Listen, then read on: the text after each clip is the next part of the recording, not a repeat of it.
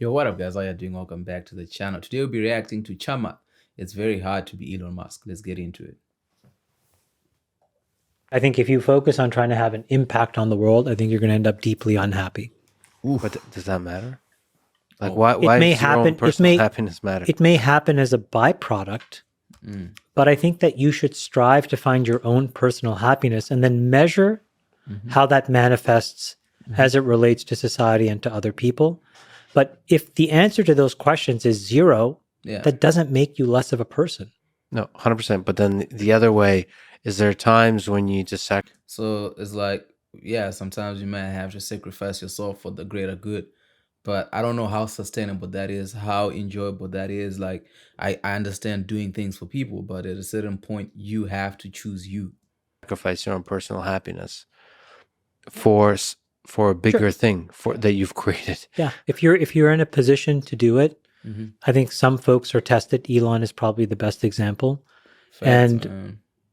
It must be really, really hard to be him. Really hard. I have enormous levels of empathy and care for him.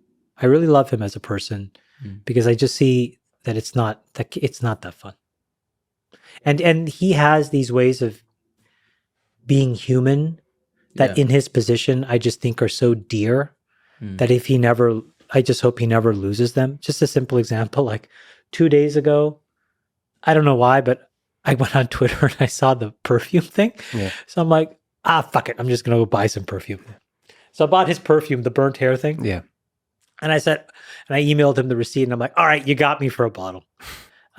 And he responded in like 8 seconds and it was just a smiley face or whatever. Yeah. Just deeply normal things that you do amongst people that are just, so nobody sees that. Yeah. You know what I mean? But he deserves for that stuff to be seen because the rest of his life is so brutally hard. Yeah. He's just a normal guy that is just caught in this ultra mega vortex. I think you can see that, like with Elon, the way he'll be trolling and whatever, for him, those feel as if it's work, but like that human side of a person, I think we tend to forget, when we interact with people on online media or through videos, it's like that person to you is not real, right? That these people have real lives, that they go through real experiences and they feel things too, and they want to feel things. And sometimes it's easy to look at a person and be like, oh, I want to engage you because it feels like you have everything. What can I give you? It's like your time and attention.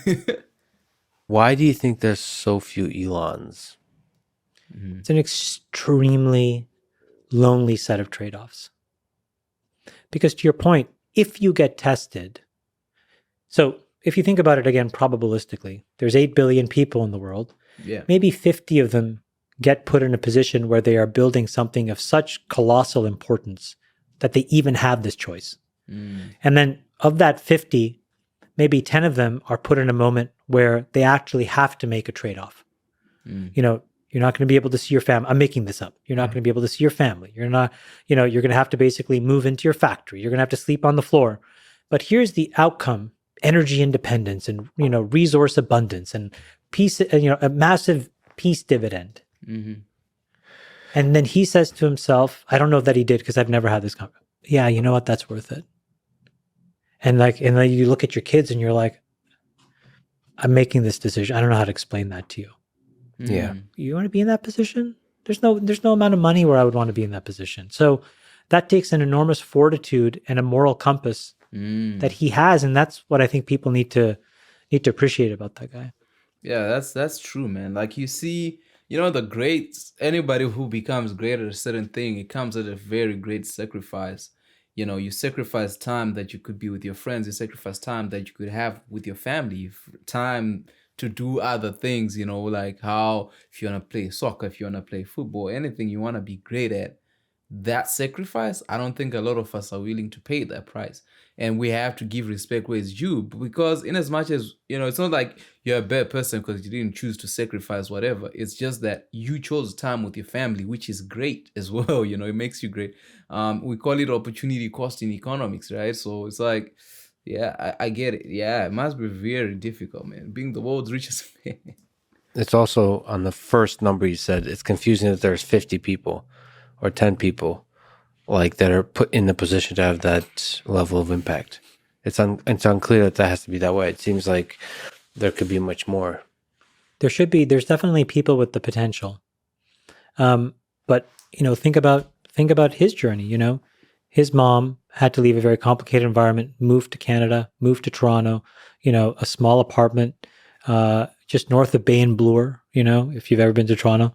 I remember talking to her about this apartment. It's so crazy because I used to live like around the corner from that place and raise these 3 kids and just have to. So how many people are going to start with those boundary conditions, and really grind it out? Yeah. It's just very few people in the end that will have the resiliency to stick it through, where you don't give in to the self-doubt. Mm-hmm. And so it's just a really hard set of boundary conditions where you can have 50 or 100 of these people. That's why they need to be really appreciated. Yeah, well, that's true for all humans that follow the thread of their passion and do something beautiful in this world. That could be on a small scale or a big scale. Appreciation is that's a gift you give to the other person, but also a gift to yourself. That somehow it becomes like this contagious thing. I went to this.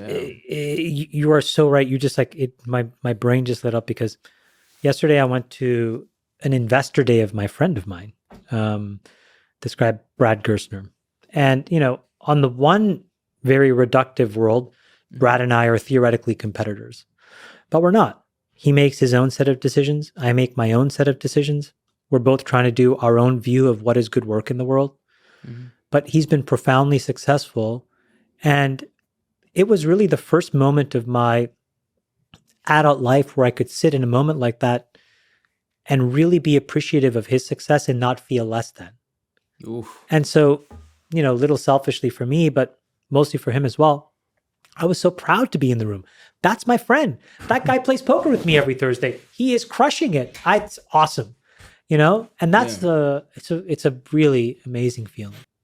Yeah, that's a good thing to feel for your friend. I think so much we've been taught, to disregard our friends. I'd like to say, like, we've been taught to disregard how do I put it? To compete is to see your competitor as someone who's against you, someone who's trying to take something from you.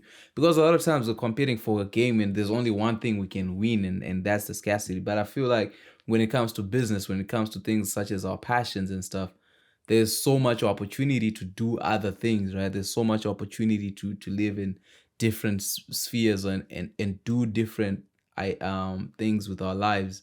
And appreciate each other and be like, wow, I see your effort, I see the work that you're doing, and I'm happy for you to succeed, and you're happy for me to succeed as well. Like, we don't have to hate on each other. The idea is just to create so much value that everybody eats and everybody benefits. Shout out to these guys. I like this conversation, man. Let me know in the comment section which other clips from Lex you'd like me to check out. I'll definitely be seeing you in the next one.